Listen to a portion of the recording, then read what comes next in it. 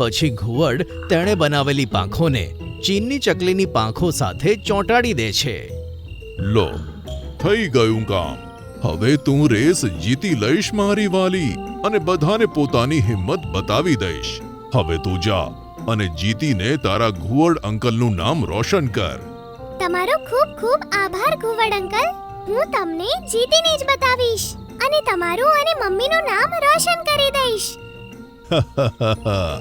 મને તારાથી આ જ અપેક્ષા છે મારી વાલી બેટી. હવે જા અને જઈને આખા આકાશને તારું ઉડવાનું બતાવી દે. પછીના દિવસે રેસ હતી. બધા પક્ષીઓ તૈયાર હતા. તેઓ એકબીજાને કહેતા હતા, અરે વાહ, ચીનની ચકલી ન આવી.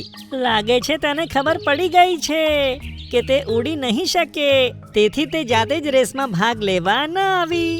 બધા આવી વાતો કરતા હતા. ત્યાં જ ચીનની ચકલી પોતાની મોટી પાંખો સાથે ઉડતી ઉડતી ત્યાં આવે છે અને બધા તેને જોઈ રહે છે. પછી ચીનની ચકલી પોતાની મોટી પાંખોથી ઊંચે ઉડે છે અને પછી જલ્દી પાછી આવી જાય છે.